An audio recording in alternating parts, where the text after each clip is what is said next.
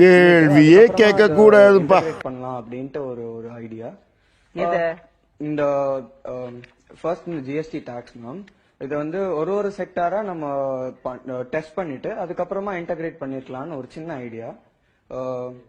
And other countries நம்ம பார்த்து அவங்கள பார்த்து டெவலப் பண்ணும் அப்படின்னு சொன்னீங்க. ஸோ இன் ஃபியூ இயர்ஸ் இப்போ சிங்கப்பூர்ல இருக்க மாதிரி slab rate 7 perfect slab rate 7% வச்சிருக்காங்க. இப்போ அந்த மாதிரி கொண்டு வரதுக்கு நம்ம இன்னும் எவ்வளவு இயர்ஸ் ஆகும் அப்படின்ற மாதிரி ஒரு டவுட். எனக்கு தெரியலங்க எவ்வளவு இயர்ஸ். நீங்க கேக்குற கேள்வி நீங்க சிங்கப்பூர்ல இருந்தா கேட்டிருக்க முடியாது. கேளுங்க. வணக்கம் மேடம். இல்லைங்க ஒரு நிமிஷம். சிங்கப்பூர்ல இருந்திருந்தா நீங்க இப்ப கேக்குறீங்க பாரு கேள்வி கேட்க முடியாது.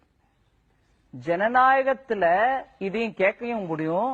ஐயா நீங்க சொல்றீங்க ஏழைங்களுக்கு நீங்க பாக்கலைங்க அப்படின்னு சொல்ல முடியும். ஏங்க இன்னைக்கே கொண்டீங்க ஜிஎஸ்டி அப்படின்னு கேட்க முடியும்.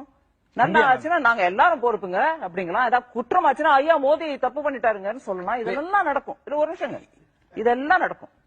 அதனால ஜனநாயகத்துல இருக்கும்போது இதெல்லாம் நடந்துகிட்டே இருக்கும் போதே நம்ம முன்னுக்கு அடுக்கு வைக்கணும், ஒரு ஸ்டெப் வைக்கணும் அப்படின்ற முயற்சியும் நம்ம பண்ணலாம். எந்த கவர்மெண்ட் வேணாலும் பண்ணும், மோடி கவர்மெண்ட் மாத்திரம் இல்ல. இல்ல கேள்விகள் எழுப்புறது ஜனநாயகத்துல இருக்கிற உட்கார்ந்து இருக்காங்களா. சிங்கப்பூர்ல கேட்க முடியாது அப்படின்றது நான் சொல்றேன் உங்களுக்கு. சைனா சிங்கப்பூர் இந்தியா சிங்கப்பூர் கிடையாது. இந்தியா வந்து ஜனநாயக நாடு. இங்க எல்லாரும் இல்லைங்க அவர் கேட்க என்னப்பா எழுத்து பேசுற தம்பி, என்ன எழுத்து பேசுறீங்க?